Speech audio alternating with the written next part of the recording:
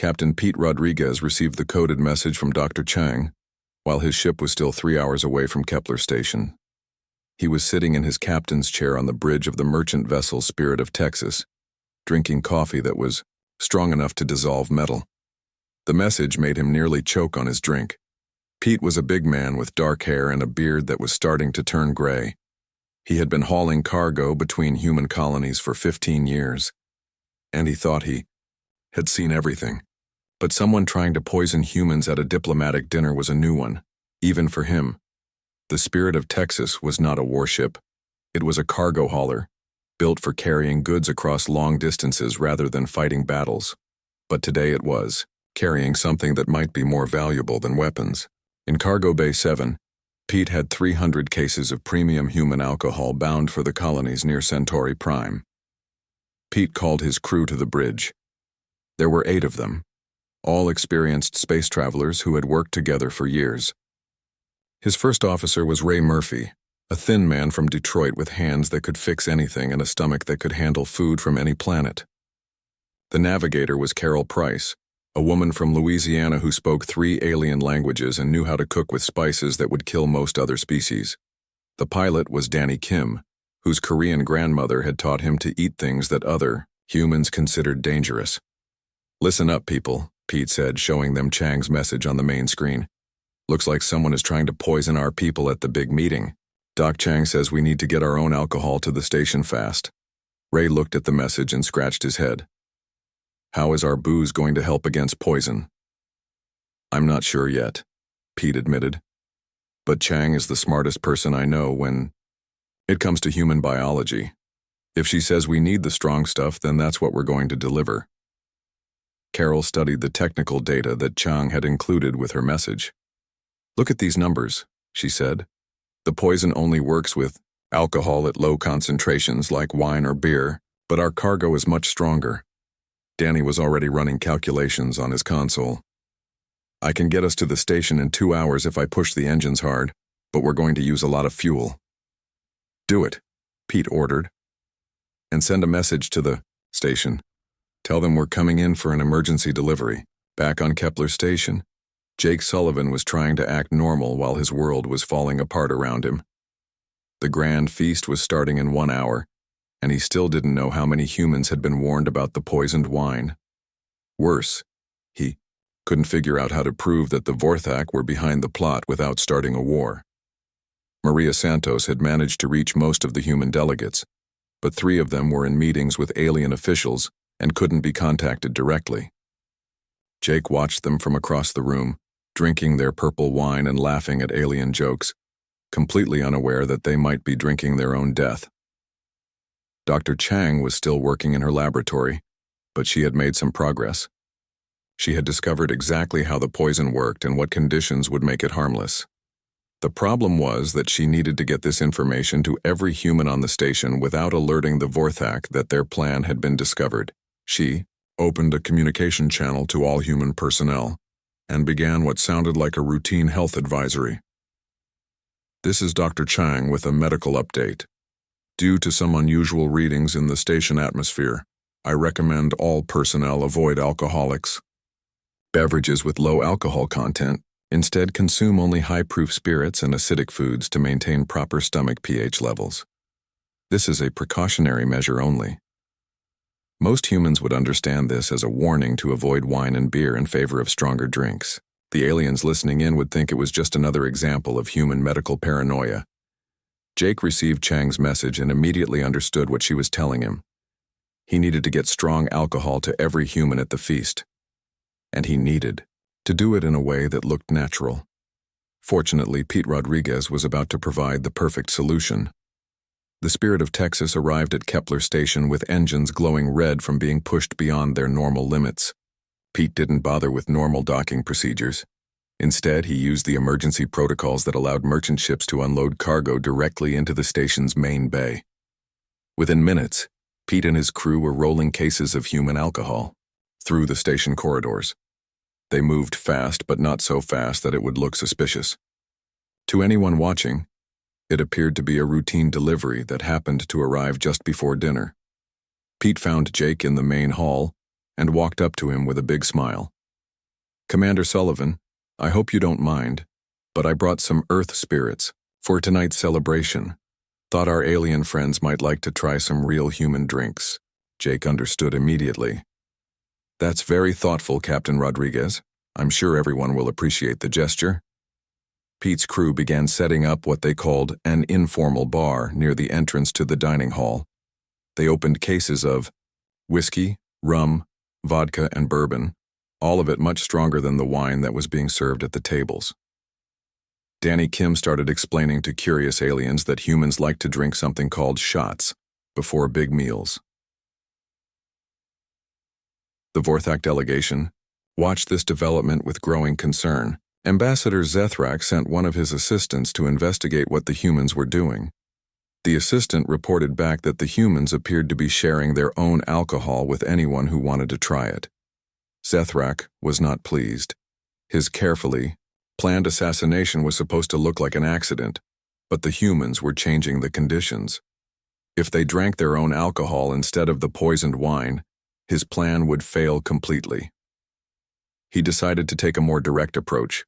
Zethrak walked over to where Jake was standing near Pete's impromptu bar and spoke in a voice that carried across the room.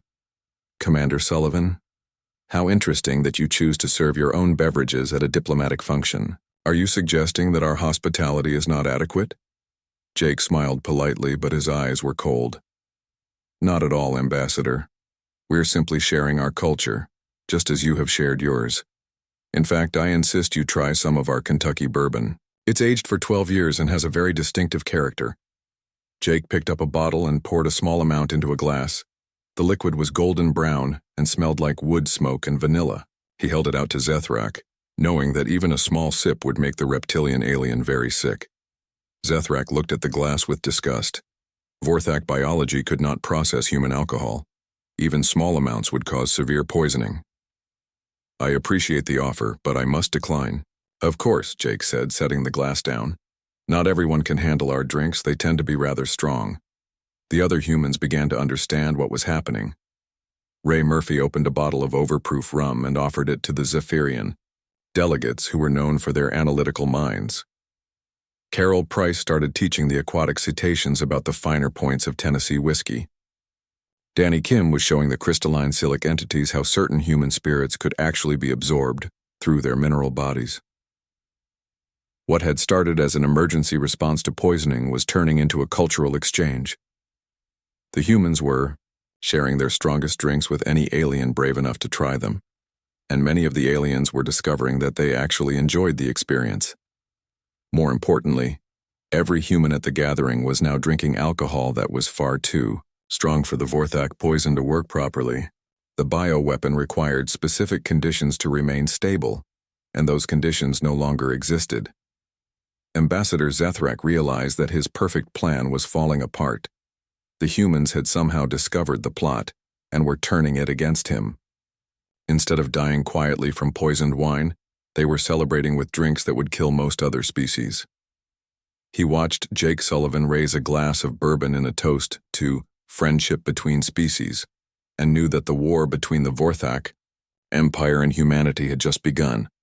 But it would not be the quick, clean victory he had planned. The humans had shown that they were much harder to kill than anyone had expected.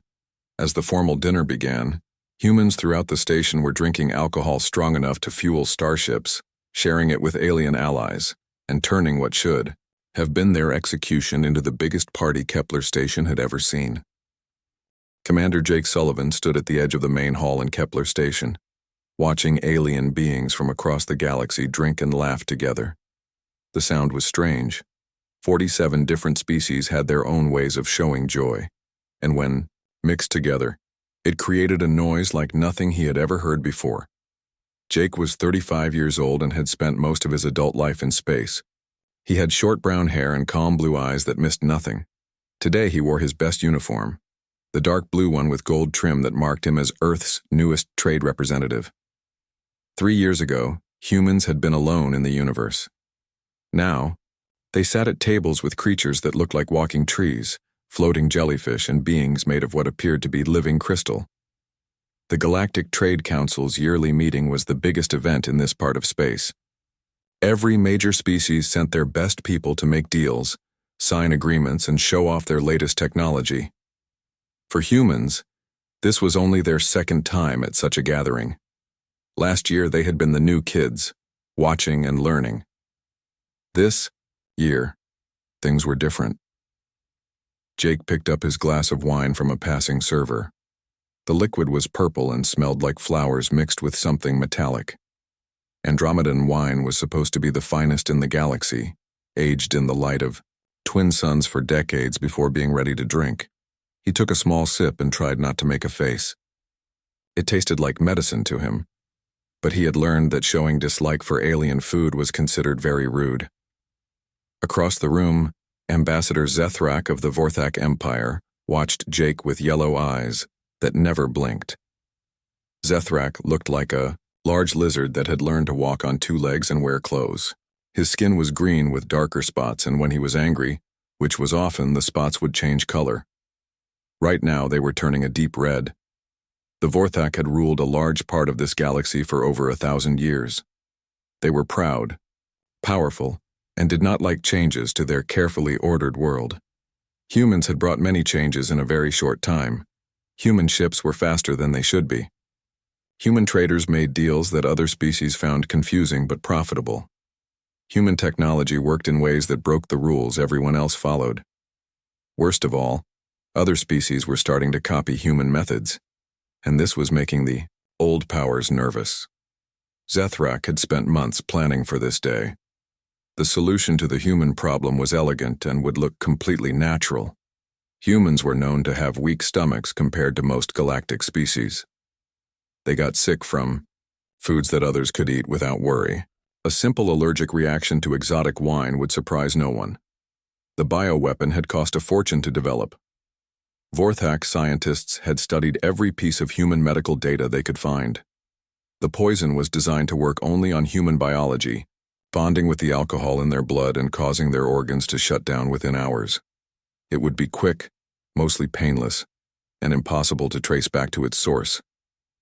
The plan was perfect.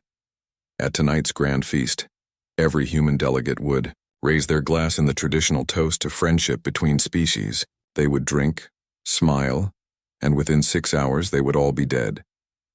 The galaxy would mourn the tragic loss, but trade would continue as it always had, with the Vorthak maintaining their control over the major shipping routes. Dr. Lisa Chang stood in her small laboratory aboard the human diplomatic ship USS Meridian, which was docked to the station. She was a small woman with black hair tied back in a tight bun and dark eyes behind thick glasses. At 28, she was the youngest chief medical officer in the human fleet, but she had earned her position by being the best at what she did. Lisa had been running routine scans of the station's atmosphere for the past 2 days. It was standard procedure when humans visited alien facilities. Their immune systems were still learning to deal with the thousands of different bacteria, viruses, and chemical compounds that existed in galactic civilization. Her equipment was much more sensitive than what most species used. Other aliens thought humans were paranoid about contamination, but Lisa knew that being careful had saved human lives more than once. Her scanners could detect chemical signatures at levels so low that most species' instruments would show nothing at all. Today, something was wrong. The readings showed traces of synthetic compounds in the air that should not have been there. The levels were tiny, barely registering even on her sensitive equipment, but they were there. Lisa ran the scans 3 more times to be sure, then began analyzing the data. The compounds were organic but artificial. Someone had created them in a laboratory. They were designed to be nearly invisible, breaking down quickly in normal atmosphere but stable enough to be transported. Most troubling of all, they seemed to be designed to interact with a specific type of biological system. Lisa worked quickly, running comparison tests against the medical databases of known galactic species. The compounds showed no significant interaction with Vorthak biology, or Zephyrian, or any of the other major species represented at the summit. But when she ran them against human medical data, her screen lit up with warnings. The synthetic compounds would bond with ethanol alcohol at specific concentrations and temperatures. Once bonded, They would become highly toxic to human liver function. The dosage was calculated perfectly. A single glass of wine containing these compounds would be enough to kill an adult human within hours. Lisa felt her heart start beating faster. Someone was planning to poison every human at the diplomatic feast tonight. She needed to warn Commander Sullivan immediately, but she also knew that accusing another species of attempted murder without absolute proof could start a war. She began working on a solution. The compounds were clever, but they had weaknesses. They required exact conditions to remain stable and deadly.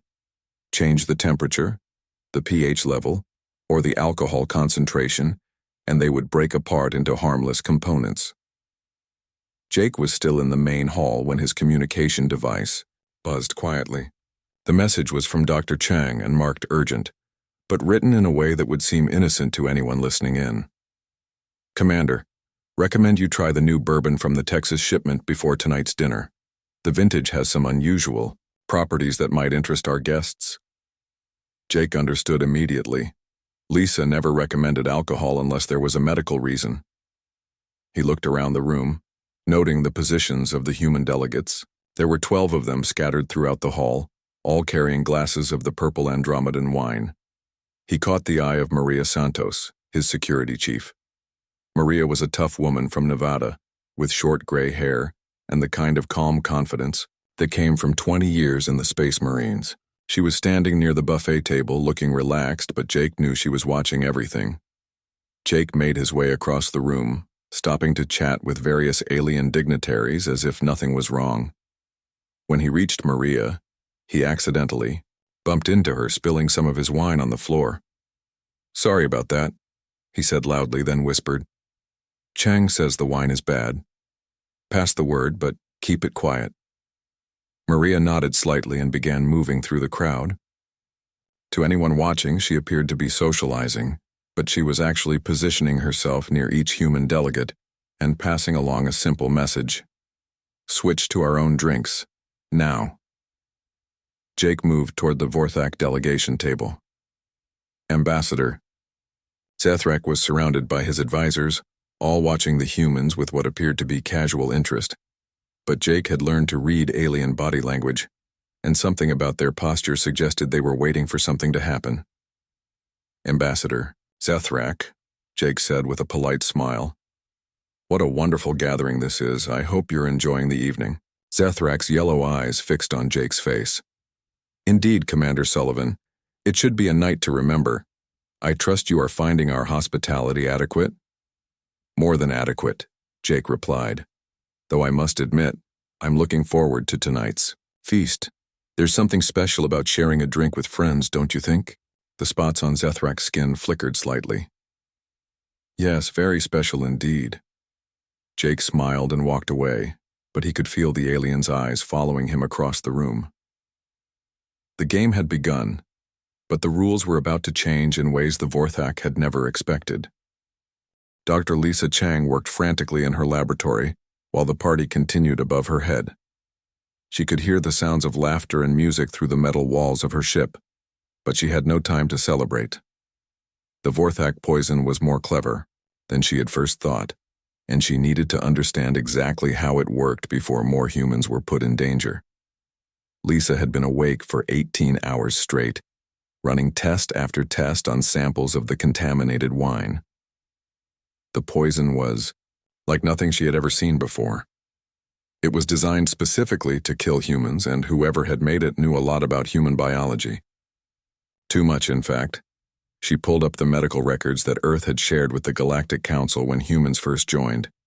The data included basic information about human physiology, blood chemistry, and known allergies. It was supposed to help alien doctors treat humans in emergencies, but someone had used it to create a weapon instead. The poison would only activate when it mixed with alcohol in human blood. It needed the exact temperature and acidity levels found in a human stomach, and it required alcohol concentrations between 10 and 15%. Below that range, it would not bond properly. Above that range, it would break apart into harmless pieces. Lisa smiled for the first time in hours. The Vorthak had made their weapon too specific. They had designed it to work with wine and beer, the kinds of alcohol that most civilized species drank at formal dinners. They had not considered that humans might choose to drink something much stronger. She opened a communication channel to Ray Murphy, who was still at the party upstairs. Ray had grown up in one of the roughest parts of Detroit, where the water was so polluted that children learned to drink soda instead. His body had adapted to processing chemicals that would poison most other humans. "Ray, I need you to do something for me," Lisa said. "Drink a shot of the strongest whiskey Pete brought, then come down here and let me run some blood tests." Ray appeared in her laboratory 15 minutes later, smelling like he had bathed in alcohol. "Doc, that bourbon is strong enough to power a shuttle engine. What do you need to know?" Lisa drew a blood sample and ran it through her analyzer. The results made her laugh out loud. Ray's blood showed traces of the Vorthak poison, but it was completely inactive. The high alcohol content had broken the weapon into pieces that his liver was already filtering out of his system. "Ray, you just proved that we can beat this thing," Lisa said. "The poison only works with weak alcohol. Strong drinks destroy it completely." Meanwhile, in the main dining hall, the formal feast was turning into something that no one had expected. Aliens from across the galaxy were trying human alcohol for the first time, and most of them were discovering that they liked it much more than they had thought they would. The Zephyrian delegates, who were known for being serious and analytical, had become fascinated by the complex chemistry of bourbon. They were discussing the effects of different types of wood on the aging process, while taking careful notes on their portable computers. The aquatic cetaceans had discovered that rum mixed with their native seaweed extract created a drink that made them sing songs from their homeworld. Their deep musical voices filled the hall with sounds that made everyone stop and listen. Even the crystalline silic entities were getting involved. They had learned that certain human spirits could be absorbed directly through their mineral bodies, creating light patterns that shifted and changed like living art. They were glowing in colors that no one had ever seen before. Carol Price was, in her element, teaching aliens about the cultural significance of different drinks. She explained how whiskey was connected to the history of human rebellion, how rum had powered the age of exploration, and how vodka had helped humans survive in the coldest places on Earth. "You see," Carol told a group of fascinated aliens, "humans don't just drink alcohol to get drunk. Each type tells a story about where we came from and what we survived." Danny Kim was showing the more adventurous aliens how to take shots properly. He lined up small glasses of various spirits and explained that humans often drank them quickly, all at once. Several brave aliens tried this and immediately understood why humans had such strong constitutions. Captain Pete Rodriguez watched all of this with pride.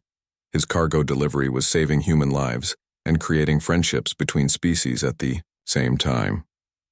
He opened his personal bottle of tequila, the one he had been saving for a special occasion, and offered it to anyone brave enough to try it.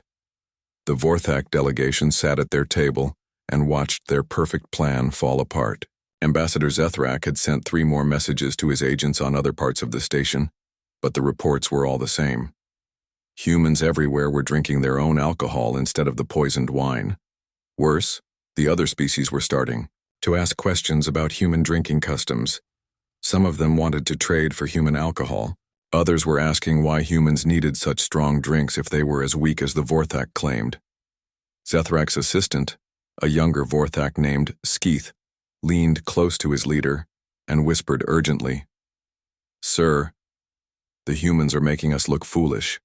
Perhaps we should consider a different approach." "No," Zethrak hissed back. "This failure just proves that humans are more dangerous than we thought. They must be eliminated before they corrupt the entire galaxy." But eliminating humans was proving to be much harder than anyone had expected. Jake Sullivan walked through the crowd, talking and laughing with alien dignitaries, completely unaware that he should have been dead by now. Maria Santos stood near the wall, watching everyone with the calm alertness of a professional soldier who knew that danger was near, but not immediate. Dr. Chang came up from her laboratory with a datapad full of test results. She found Jake near the bar that Pete's crew had set up and pulled him aside. "Commander, I've figured out how the poison works," she said quietly. "It's designed to bond with alcohol at wine strength, but it breaks apart at higher concentrations. As long as our people keep drinking the strong stuff, they'll be safe. Jake nodded and looked around the room.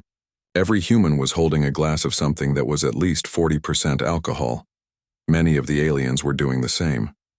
The assassination attempt had turned into a cultural exchange that was bringing species together instead of driving them apart. There's something else, Lisa continued.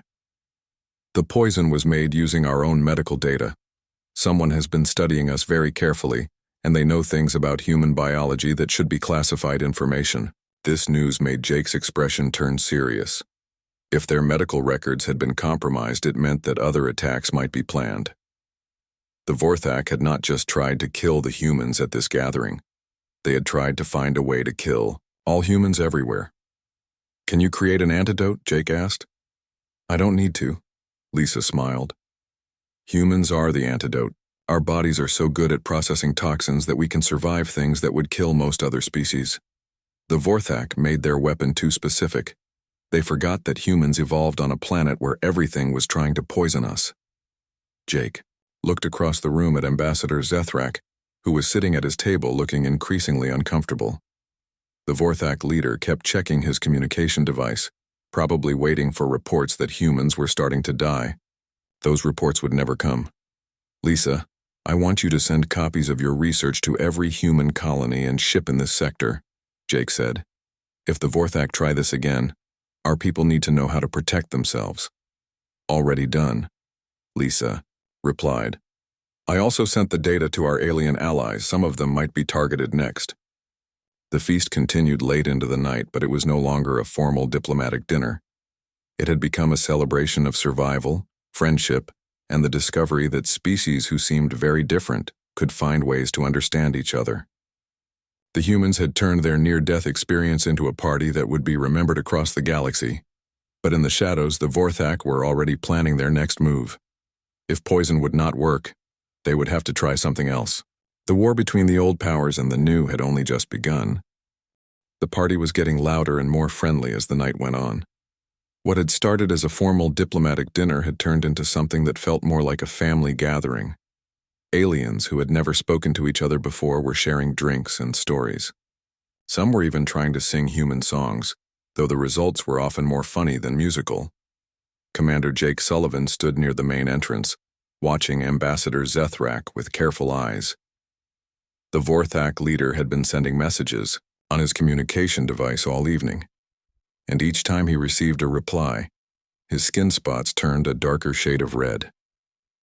Jake could tell that whatever news Zethrak was getting, it was not good news for the Vorthak.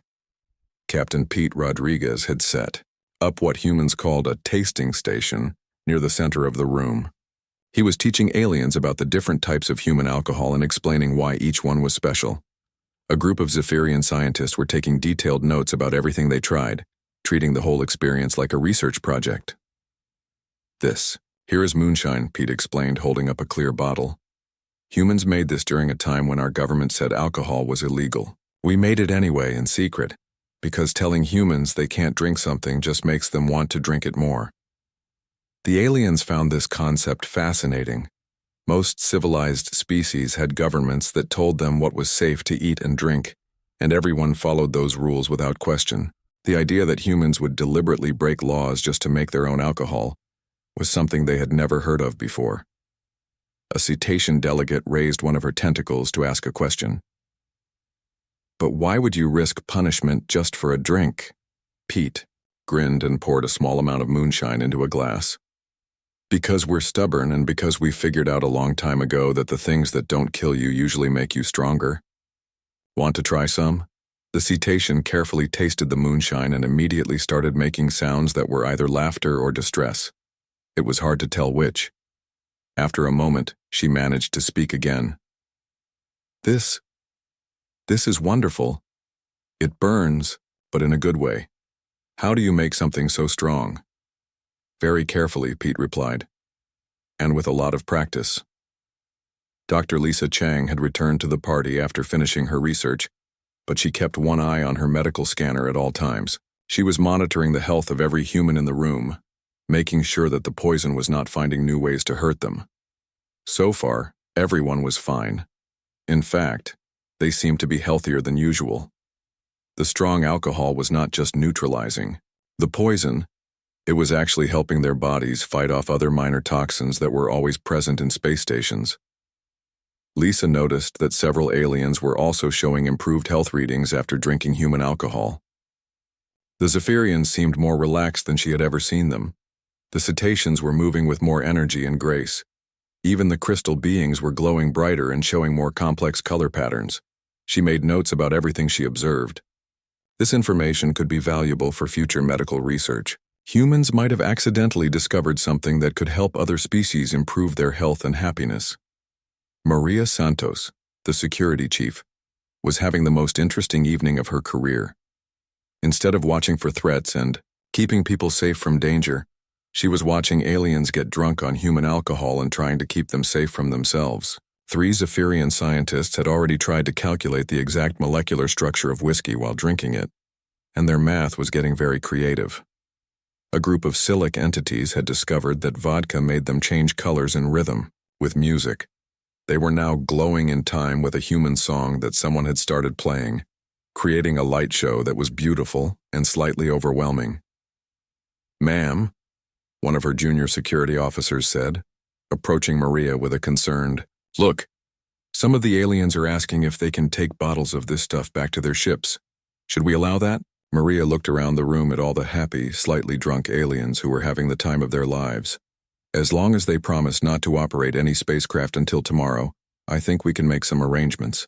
Ambassador Zethrak was becoming more desperate with each passing hour.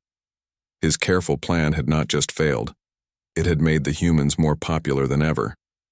Other species were asking questions about human culture, human technology, and human trading methods. Some were even suggesting that the humans should be given more important positions in the Galactic Council. He called his top military advisor on a secure channel. "General Krex, the poison plan has failed completely. The humans somehow discovered our plot and turned it against us. We need to consider more direct action." General Krex's voice came through the communicator with static and interference. "Sir, that might not be wise. Our intelligence reports suggest that humans are much more dangerous than we initially believed. Their military technology is more advanced than they have admitted, and their soldiers are trained to fight in conditions that would kill most of our troops." "I don't care how dangerous they are," Zethrak replied angrily. "They are disrupting the natural order of the galaxy. If we allow them to continue, they will destroy everything we have built. Sir, perhaps we should consider negotiation instead of war. The humans seem willing to share their knowledge and resources with other species. Maybe we can find a way to benefit from their presence instead of fighting them." Zethrak's skin spots turned black with rage. "Absolutely not. The Vorthak Empire does not negotiate with inferior species. We rule or we destroy. There is no middle ground." He ended the communication and began planning his next move. If poison would not work, and if his own military was losing confidence, he would have to try something else. Something that would prove to the galaxy that humans were dangerous and needed to be eliminated. Jake Sullivan had been watching Zethrak's increasingly agitated behavior all evening. The Vorthak ambassador was trying to hide his anger, but his color-changing skin made it impossible to conceal his emotions. Jake decided it was time to force the issue into the open. He walked across the room to where Zethrak was sitting and sat down in an empty chair at the Vorthak table. The other Vorthak representatives immediately tensed up, but Jake kept his expression friendly and relaxed. "Ambassador Zethrak," Jake said in a voice that was loud enough for nearby tables to hear. "I've been thinking about our conversation earlier, and I wanted to thank you for your concern about human health and safety. It's touching that you care so much about our well-being." Zethrak's eyes narrowed. "I'm not sure what you mean, Commander." "Oh, I think you know exactly what I mean," Jake replied, still smiling. "Your people have been so worried about human biology and our reaction to different foods and drinks. The amount of research you've done on our medical data is really quite impressive." Several aliens at nearby tables had stopped their conversations to listen. Jake's words sounded friendly, but there was something in his tone that suggested a deeper meaning. I particularly appreciate how you tried to make sure we didn't drink anything that might hurt us tonight, Jake continued. Though I have to say, your scientific methods could use some work. Next time you want to study human poison resistance, you might want to ask us directly. We're actually quite proud of our ability to drink things that would kill most other species. The dining hall had become very quiet. Everyone was listening now, even the aliens who were too drunk to fully understand what was happening. Zethrak realized that his secret was no longer secret. The humans somehow knew about the poison plot, and he was exposing it to the entire galactic community. I have no idea what you're talking about, Zethrak said, but his skin spots were flashing red and black in patterns that everyone could see. Jake stood up and raised his glass of bourbon in a toast. To Ambassador Zethrak and the Vorthak Empire, he said loudly, thank you for teaching us that we're even tougher than we thought we were. Here's to friendship, understanding, and the discovery that humans can drink poison and call it a party. The entire room erupted in cheers and laughter. Aliens throughout the hall raised their glasses and echoed Jake's toast, not fully understanding what had just happened but sensing that something important had been said. Zethrak stood up abruptly, his skin now completely black with rage. This conversation is over, he said, and stormed out of the dining hall with his entire delegation following behind him. Jake watched them go and took a sip of his bourbon. The real war was about to begin, but tonight, humanity had won the first battle without firing a single shot. 3 months had passed since the night that became known throughout the galaxy as the Kepler Station incident. Commander Jake Sullivan, now promoted to Admiral, sat in his new office aboard the flagship USS Liberty, looking out at the busiest trade route in human space. Ships from dozens of different species moved back and forth, carrying cargo that would have been unimaginable just a year ago. The changes had been swift and dramatic. Within days of the failed assassination attempt, alien species throughout the galaxy had begun asking questions about the Vorthak Empire. Many had their own stories of Vorthak manipulation, threats, and mysterious accidents that had never been properly investigated. The attempted poisoning of humans had given other species the courage to speak up about their own experiences. Dr. Lisa Chang had become famous across the galaxy. Her research paper about the failed bioweapon was now required reading in every major university. Medical schools taught classes about human biological resilience, and xenobiologists were discovering that many other species had similar hidden strengths that they had never explored. More importantly, Lisa's work had led to the development of new medical treatments. Several alien species had discovered that small amounts of human alcohol could help with various health problems. The Zephyrians found that whiskey helped them think more creatively. The cetaceans learned that rum improved their already impressive memory. Even the crystal beings discovered that certain spirits could repair damage to their mineral structures. Captain Pete Rodriguez was no longer just a cargo hauler. He had become the head of the largest alcohol trading company in the galaxy. His ships carried human spirits to every inhabited system, and the demand was so high that Earth had to build new distilleries just to keep up. Pete had become rich, but more importantly, he had become a symbol of human friendship and generosity. The economic impact was staggering. Human alcohol had become the most valuable trade good in 3 different galactic sectors. Alien species were willing to pay enormous amounts for bottles of bourbon, whiskey, and rum. Some were buying it for medical purposes, others for recreation, and many simply because they wanted to understand the species that could turn poison into a party.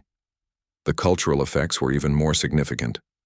The night at Kepler Station had broken down barriers between species that had existed for centuries. Aliens who had never trusted each other were now working together on joint projects. Trade agreements that had taken years to negotiate were being signed in weeks. The galaxy was becoming a more connected and cooperative place, but not everyone was happy with these changes. Ambassador Zethrak and the Vorthak Empire had become increasingly isolated. Their attempts to convince other species that humans were dangerous had backfired completely. Instead of fearing humans, other aliens were fascinated by them. Instead of avoiding human territory, they were asking for permission to visit Earth and the human colonies. Zethrak sat in his private chambers on the Vorthak homeworld. reading reports that made his skin turn darker with each page. Human technology was being adopted by species throughout the galaxy. Human trading methods were replacing the old Vorthak systems. Human diplomatic techniques were being used to solve conflicts that had lasted for generations. Worst of all, some Vorthak citizens were beginning to question their government's policies. Young Vorthak, who had access to galactic communication networks, were asking why their empire was so opposed to cooperation and friendship. They wanted to know why their leaders preferred war and domination over trade and mutual benefit. General Krex entered Zethrak's chambers without being announced, something that would have been unthinkable a year ago. The military leader looked tired and frustrated. "Sir, I have received the latest intelligence reports about human military capabilities," Krex said, placing a data pad on Zethrak's desk. "I strongly recommend that we reconsider our position regarding war with humanity." Zethrak picked up the data pad and read through the reports. His expression became more worried with each page. Human ships were faster and more maneuverable than Vorthak intelligence had believed. Human weapons technology was decades ahead of what they had shown publicly. Human soldiers were trained to fight in conditions that would kill most Vorthak troops within minutes. "These reports must be wrong," Zethrak said, though his voice lacked conviction. "Sir, they have been confirmed by multiple sources," Krex replied. "The humans have been deliberately understating their military strength. They prefer to use diplomacy and trade, but they are fully capable of defending themselves if attacked." Zethrak threw the datapad across the room in frustration. "Then what do you suggest, General? That we simply accept the end of Vorthak dominance? That we bow down to these primitive mammals and beg for their friendship?" "Sir, I suggest that we consider the possibility that Vorthak dominance was never as complete as we believed. The humans have shown that cooperation can be more profitable than conquest. Perhaps it is time for us to learn from their example." Before Zethrak could respond, his communication system activated with an urgent message. The image of Admiral Jake Sullivan appeared on the screen, broadcasting from his flagship. Jake was wearing his dress uniform and looked calm and confident. "Ambassador Zethrak, leaders of the Vorthak Empire and people of Vorthak space," Jake began. "I am speaking to you today not as a military commander but as a friend who hopes for peace between our peoples. The events at Kepler Station 3 months ago could have started a war that would have hurt everyone in this galaxy. Instead, they started something better, a conversation about how different species can work together." Zethrak watched in amazement as Jake continued his broadcast. The human was offering peace, cooperation, and even forgiveness for the assassination attempt. He was inviting the Vorthak to join the new galactic community that was forming around principles of trade, friendship, and mutual respect. "We know that change can be frightening," Jake said. "The Vorthak Empire has been powerful for 1,000 years, and it can continue to be powerful in the future. But power that comes from helping others is stronger and lasts longer than power that comes from hurting them. We would like to work with you to build something better for all our children." The broadcast ended with Jake raising a glass of bourbon in a toast to peace and friendship. Within hours, the message had been seen by billions of beings across the galaxy. The response was immediate and overwhelming. Species throughout Vorthak space began demanding that their leaders accept the human offer. Young Vorthak took to the streets of their capital city, carrying signs that called for peace and cooperation. They had seen what humans and their allies had accomplished in just 3 months, and they wanted to be part of it. They were tired of being feared and isolated. They wanted to be liked and respected instead. General Krex looked at Zethrak with sad eyes. "Sir, our own people are choosing the human way over the Vorthak way. We can either lead this change or be swept away by it." Zethrak stared at the blank communication screen for a long time. His empire was crumbling around him, but not because of military defeat or economic collapse. It was crumbling because his people had seen a better way to live, and they wanted to try it. 6 months later, the first Vorthak trade delegation arrived, at Earth carrying gifts of rare minerals and requests for bourbon recipes. Zethrak was not part of the delegation. He had been voted out of office by his own people and replaced by younger leaders who believed in cooperation over conquest. Admiral Jake Sullivan met the Vorthak delegates at Luna Station, the same place where humans had first made contact with galactic civilization 4 years earlier. He carried a bottle of Kentucky bourbon, aged 12 years in charred oak barrels, and offered it to the new Vorthak ambassador as a symbol of friendship.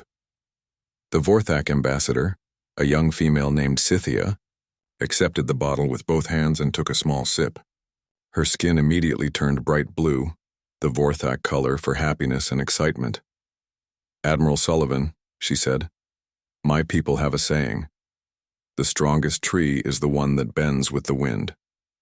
For too long we tried to be the wind. Perhaps it is time for us to learn how to be trees." Jake smiled and raised his own glass. "To bending without breaking, and to friends who help us grow stronger." The toast echoed across the galaxy, carried by communication networks to every inhabited world. The age of Vorthak dominance was over, but the age of galactic cooperation had just begun. In bars and meeting halls from Earth to the edge of known space, beings of dozens of different species raised glasses of human alcohol and drank to the future. They had learned that the strongest medicine was not the one that killed your enemies, but the one that turned them into friends. And somewhere in a small Kentucky distillery, an old master distiller smiled as he checked his aging barrels. He had no idea that his bourbon was helping to bring peace to the galaxy, but he would have been proud to know that good whiskey could solve problems that armies could not.